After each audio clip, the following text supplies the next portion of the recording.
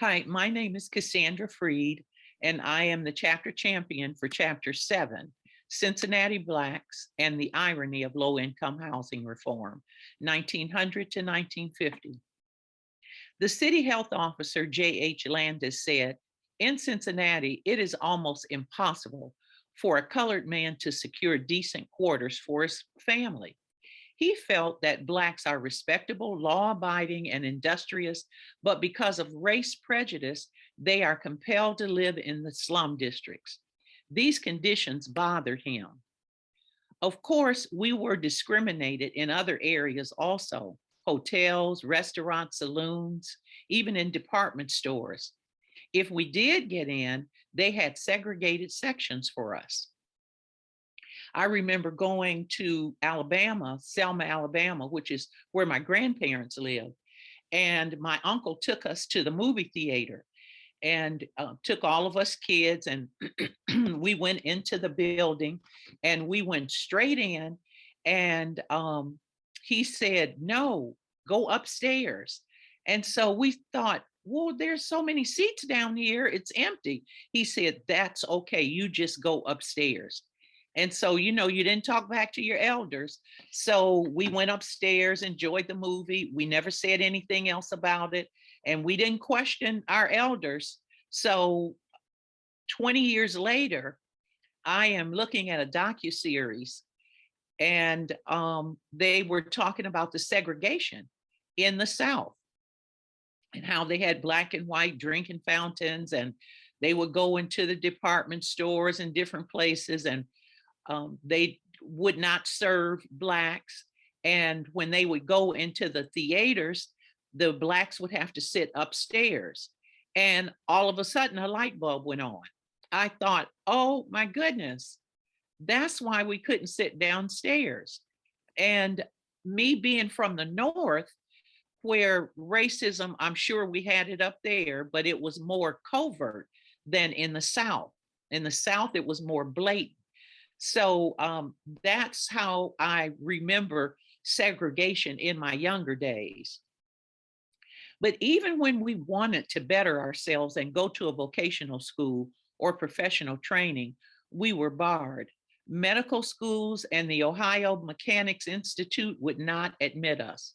And as a result, we were at the bottom of the city's economic ladder. So, of course, because of racism, we were limited both economically and with no residential mobility in sight. By the 1900s, the middle and upper class abandoned their old homes in the basin to poor urban newcomers who had come for jobs in the expanding industrial and commercial sections where work opportunities abounded.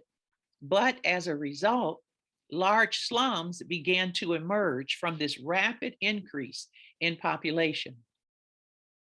So many left that area and urged organizations to begin reform to deal with the concerns of ordering and regulating the chaos of the slums. After a few years, they began to strengthen their tenement regulations as part of a broader building code. Of course, enforcement of these codes worsened the already horrible problems Blacks had for good housing because it depleted the city's limited housing stock by eliminating the worst buildings, but doing very little to nothing to replace them. Blacks were relegated to the most dilapidated tenements. So we came under the most scrutiny by building inspectors, who would order expensive repairs, and the landlords would pass the costs over to the renters, who had also been relegated to the lowest rung of employment, thereby making a low pittance of a wage. But still we rise. Tenement regulation discouraged construction of even inexpensive tenement houses because it had increased the cost of building and maintenance of properties to such an extent that the rent received from such properties does not pay a fair return on the investment. Tenement regulation was the most important legacy of the progressive era in tenement reform, and some effort was directed at building model tenements. They were handicapped because of the business creed, which stated that private housing developers should make a profit of at least 5% for its investors. Jacob G. Schmidt-Lapp, a wealthy businessman and philanthropist, was a trustee for the McCall Colored Industrial School. While there, he noticed the miserable condition of the student population and decided to investigate their home situation. Of course, what he found was appalling. The combination of his altruistic nature and his wealthiness, and plus he was a businessman, he decided to experiment with model housing. He built between 1911 and 1914 56 housing units, of which only 12 would be for Blacks.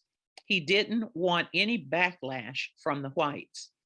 These buildings were simple and affordable working class housing, and he hoped that other capitalists would follow his example. In one of his projects, he included a wash tub and other conveniences not usually found in Black housing. Then he built another project for Blacks, but the whites said it was too close to their neighborhood, so he could not finish the dwellings. Schmidt-Lapp's concern led him to form the Model Homes Company in 1914. He got other prominent residents to join in his effort of alleviating inadequate Black housing. They raised $500,000 and developed a 188-unit project in Walnut Hills with the expectation of a 5% return for its investors. The resulting project was called Washington Terrace, focusing on the neighborhood and community instead of just a dwelling place. However, even though we benefited from this new initiative, when the new reformers came in after Schmidt-Lapp died, Blacks would suffer under their new orientation. After World War I, the Black migration from Southern cities after 1915 increased 2.5 times what it was in 1890. So they had no choice but to crowd into the West End, where once aristocrats lived in mansions, which were now divided into rooming tenement houses. With no new building during the war, and increased Black and white migration resulted in extreme congestion.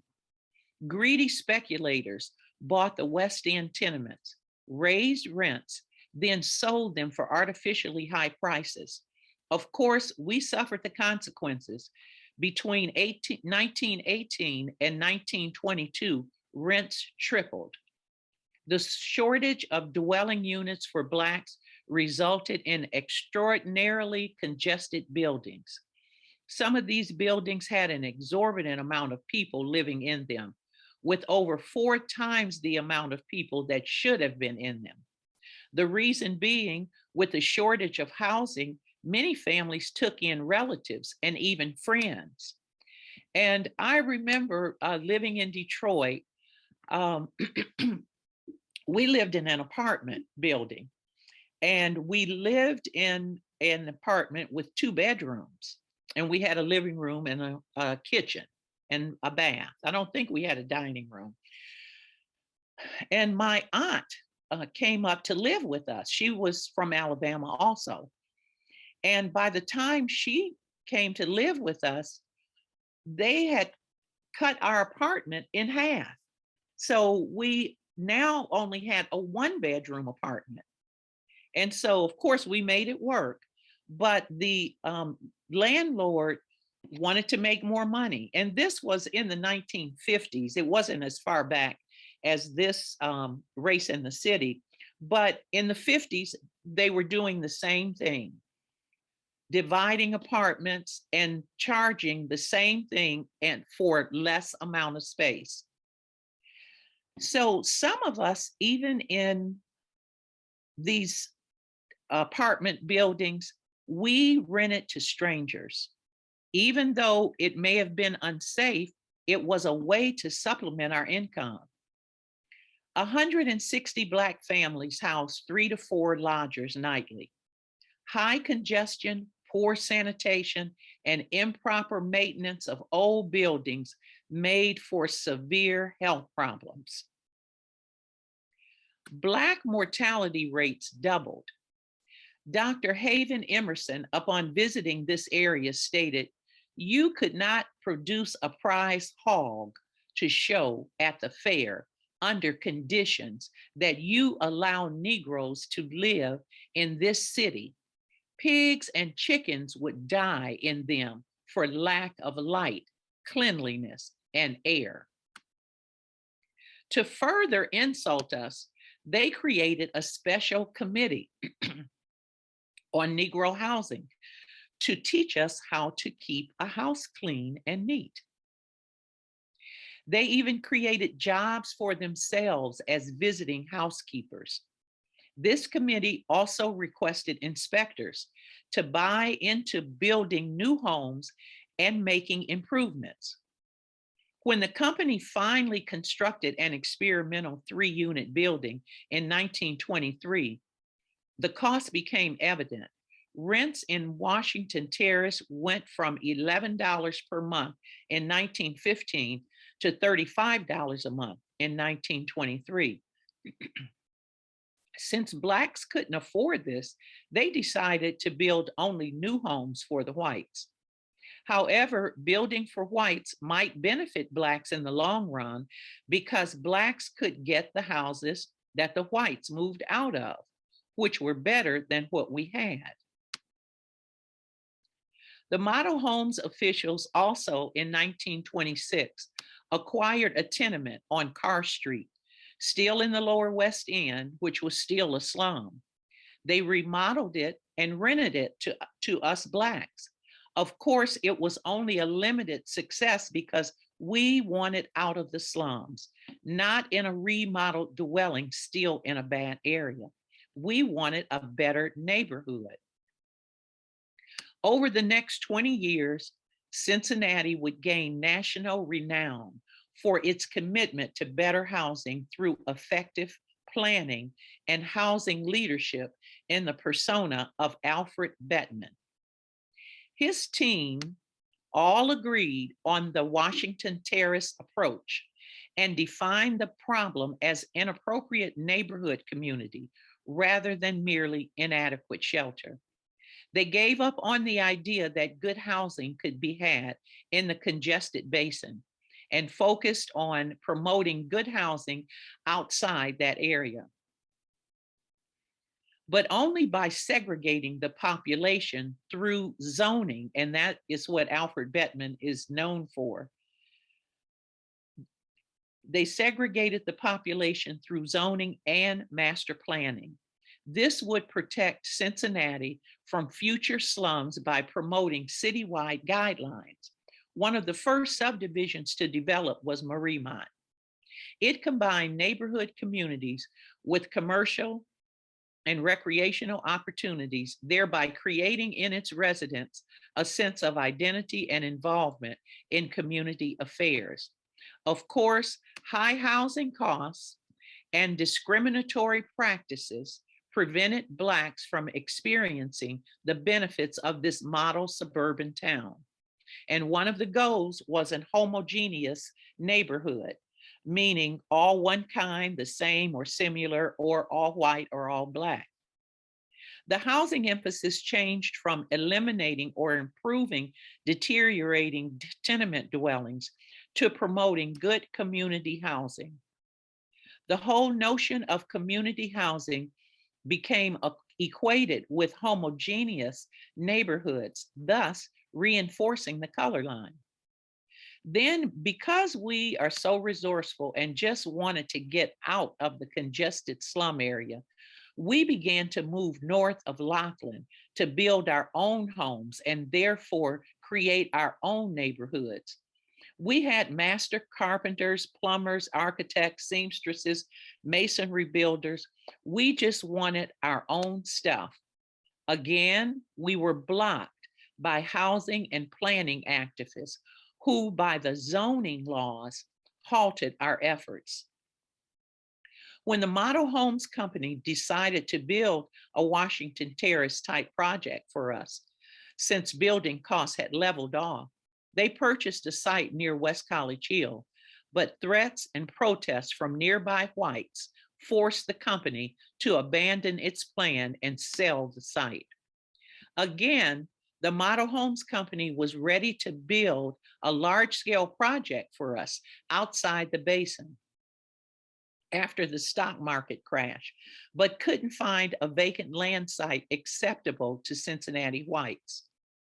The Great Depression, new housing opportunities stimulated a local and national movement for federally supported slum clearance and low-income housing.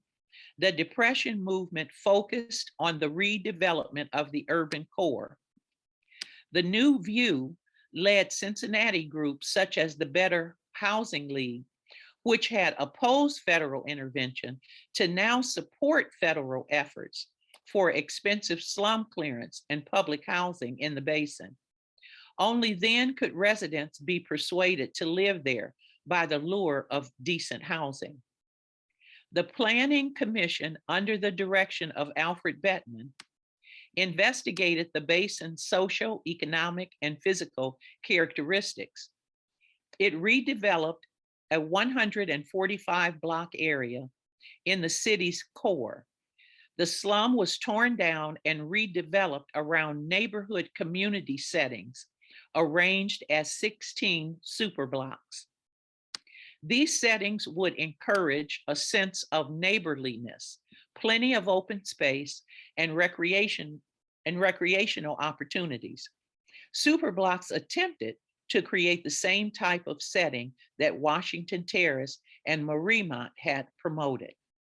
Good housing under this formula meant good neighborhoods. A significant omission was the city's worst slum, the Lower West End, was not included.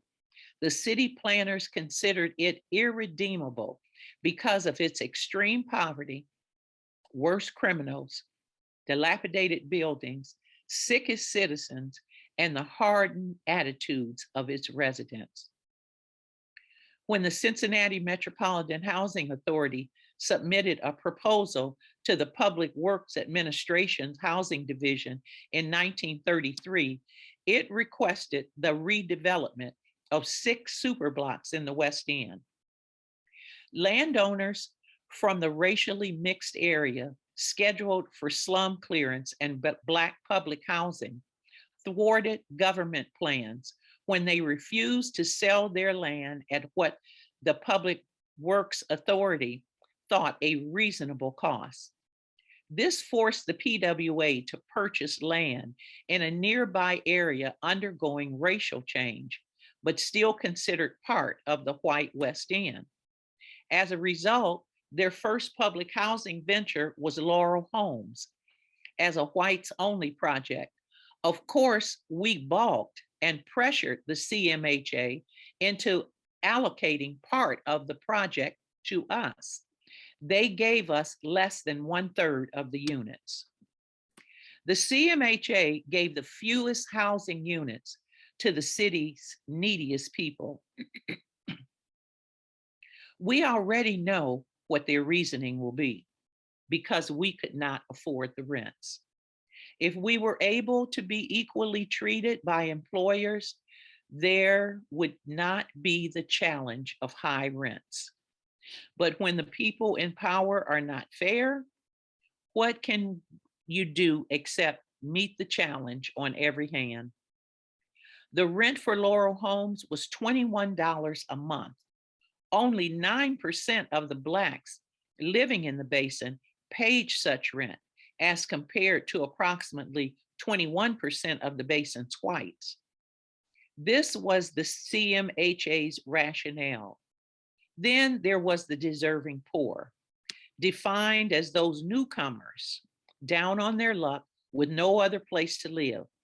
The reformers' chief goal was to separate them from the viciousness and chaos of the slum people so they wouldn't be adversely affected. The reformers thought there were more deserving whites than blacks that lived in the basin, or possibly they may have felt that Cincinnati blacks had been exposed to the pathology of the basin slums longer and would therefore be harder to rehabilitate. The color line played a role in the CMHA's decision. The first slum site chosen was in a section of the West End still considered white, and turning it over to blacks might have caused hard feelings and opposition among the whites. The PWA had developed a neighborhood composition rule, which stated that a public housing project should reflect the population characteristics of the area in which it was built. Congress passed the Housing Act of 1937 as the PWA constructed Laurel homes. After President Roosevelt signed the bill, the CMHA secured 3 public housing projects for Cincinnati from the newly created U.S. Housing Authority. The CMHA would be permitted to develop a slum clearance project for blacks in the West End, and was also authorized by the U.S. Housing Authority to erect 2 other projects on vacant land outside the basin, one for blacks and one for whites. The Lincoln Court Slum Project for blacks planned for the area immediately south of Laurel Homes. High costs thwarted the Lincoln Court development. Work stalled when land and building costs exceeded what was allotted. White resistance halted the planned vacant land housing project for blacks. As a result, the first public housing projects in Cincinnati built under the Housing Act of 1937 were the vacant land projects of Winton Terrace and English Woods, both admitted whites only. Eventually, USHA, the United States Housing Authority, modified its requirements so Cincinnati could have its all-Black West End public housing project.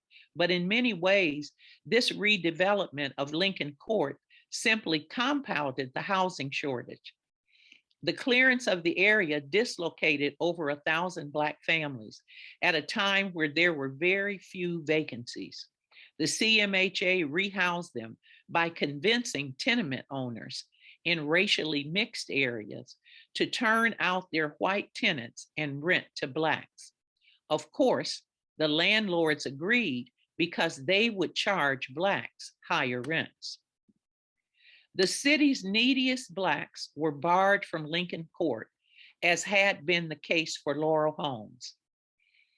The Cincinnati Metropolitan Housing Authority agreed to give Black war workers priority in moving into Lincoln Court in order to receive a needed allocation of building supplies from the War Productions Board. The irony of low-income housing was that the neediest and the poorest, who were always getting displaced when these slum clearances would come in and new housing projects would spring up, was that they never had enough income to qualify. So they remained the poorest and the neediest. By the 1930s, when housing reform embraced a more positive approach to addressing the city's housing needs through the building and promotion of good neighborhoods, the city's neediest citizens, its poorest Blacks, were ignored. Slum clearance projects displaced many Blacks, and CMHA barred them from living in the new public housing due to minimum income requirements. By the 1950s, the limited financial assistance from the federal government eventually transformed the city's housing projects into its newest slums. The 50s and 60s strategy emphasized elimination rather than construction because the urban redevelopment and highway building projects often destroyed the city's most dilapidated slum areas. This made the housing shortage worse, which led to overcrowding and slum formation in other parts of the city. And the new public housing policy abandoned ambitious Blacks who had once benefited from the community oriented public housing projects. But now the public housing projects had been relinquished to the whim of a racist private housing market. Thank you for your attention.